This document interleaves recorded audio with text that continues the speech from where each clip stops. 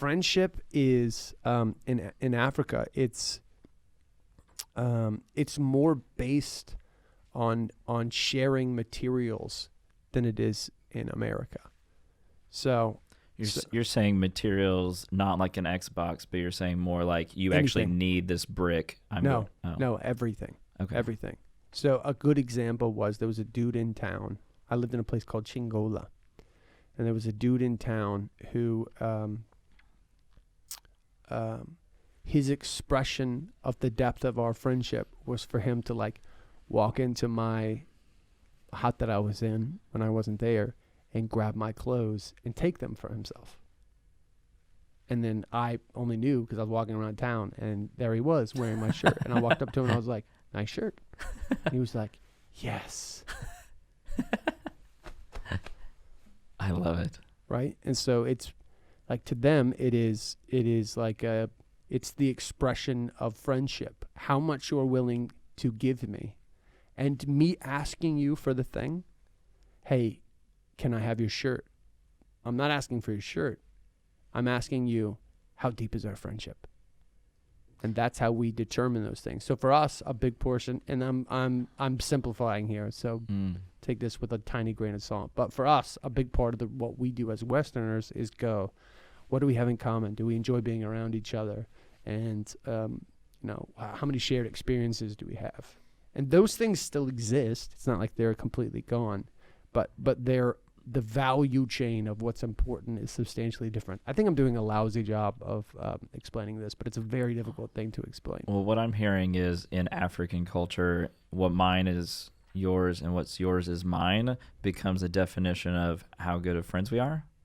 So whereas in America, it's like, I might lend. Are you using me? In America, this is a negative thing.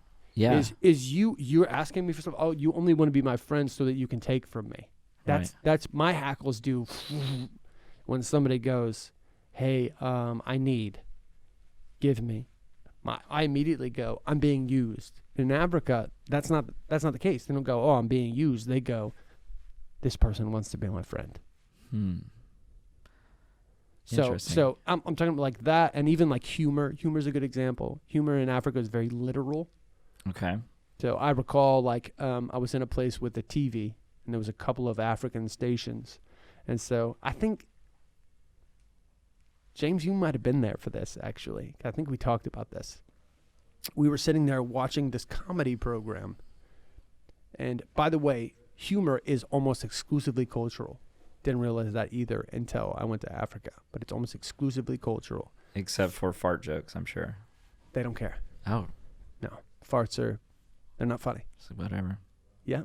Okay. If they are, then maybe different people than I was with. So give us, what's their humor like? So I was watching this TV show, and the people I were with thought it was hysterical. Two guys sitting up on screen, and they're really talking about nothing. And what they're doing while they're sitting there talking about nothing is grabbing in this giant box they have next to them different funny hats and putting them on. And every time they put on a new hat, the people with me would be like, that's the funniest crap I've ever seen. I was sitting there looking around going like, what? So it's literal humor. That's a good way to describe it. Is it's I'm trying not to demean. Because it is what it is. Yeah. It's not less or better. It's just it is what it is. Just the same way they would view our humor. It's just like, oh, that's not funny. It's not funny to them. Right. Yeah. Yeah. That's fine. And a big part of his language. Wordplay is a big thing. What we do in the West is we do wordplay with English.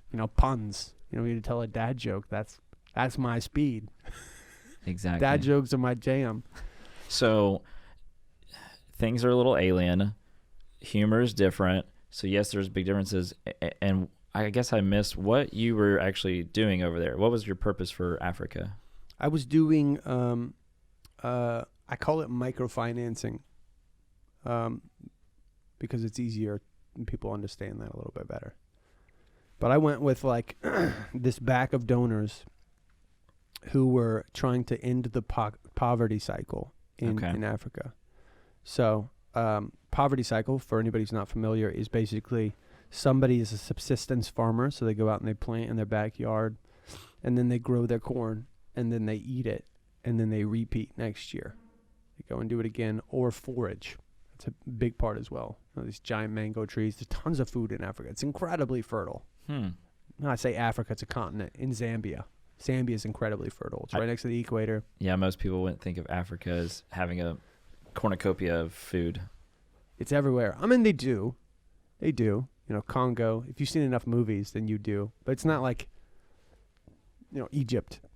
There's not much food in Egypt. Mostly desert.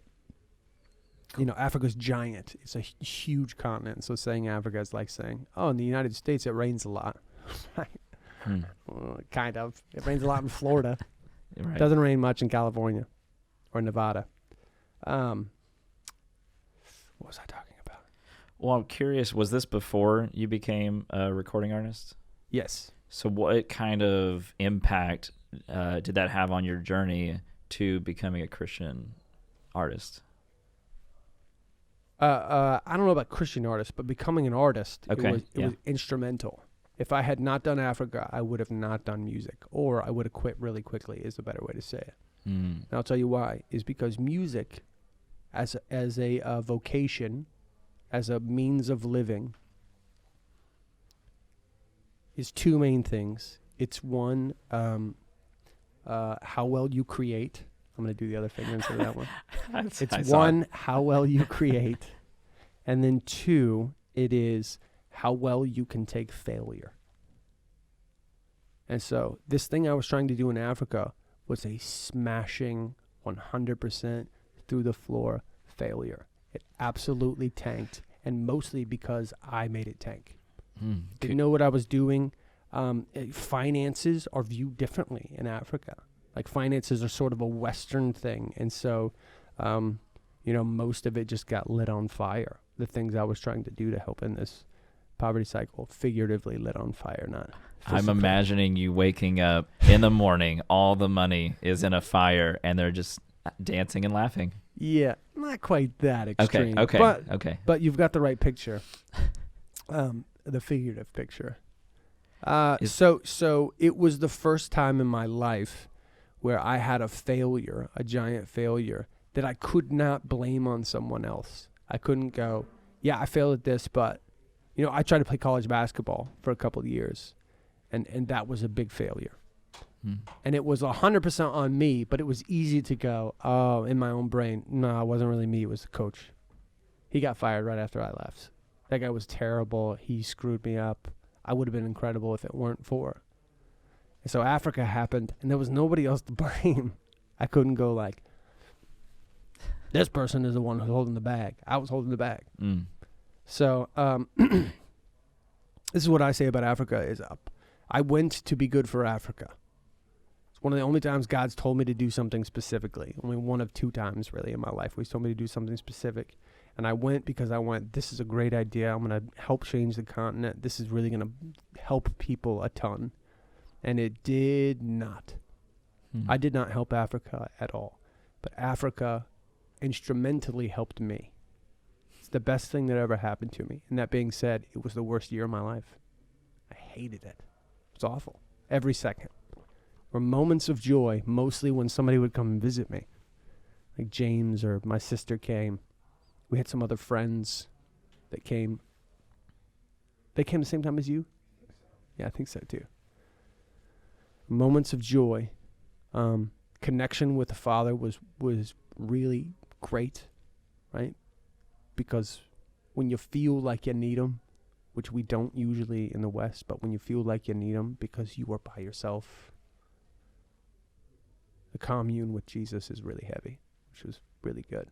But the lesson of learning how to fail is the reason I do music now. Because music is directly related to how well you can hear somebody say, you stink. What I do is I make this thing, and especially early on in my career, I make this thing. It's a song. It's an album. And then I hand it to somebody and go, listen to this. And internally I'm going, this is me giving myself to someone else. And then that person listens to it, and most of the time they go, meh. Right? You get way more no's than you get yes, whatever it is. I'm handing it to a radio station. You should play this. That's not very good. Handing it to a management company. Hey, you guys should do something with me. No, that's not very good. It's mostly you stink. That's mostly what you hear. Constantly chipping away at your pride, your ego. Yeah. You're failing. You're failing over and over again. And it's being reinforced by other people. So for me, I'm like naturally very sensitive to success failure. And I think most people are probably. I don't know. I haven't thought about that a ton, but I am very sensitive to success failure. And so learning how to be okay with a stamp of failure is what I learned in Africa. And if I did not have that, I would have quit very early in music, because that is what music is learning how to deal with failure. Hey y'all, we hope you loved this conversation. Here at Young Married Christian, we are on a mission to see a gospel-centered home made available for every single child in the foster care system. There are 400,000 kids in the foster care system, and there are 400,000 churches in America. Wow, that is crazy. This is absolutely a solvable problem, and we want to be a part of it. If you want to join us in that mission, text the word freedom to 833-370-1610. 833-370-1610. 833-370-1610. I just did it. And another thing you can do that is really helpful is to smash the like button on this video. Smash it like Satan's face. Crush it like it's Lucifer's head.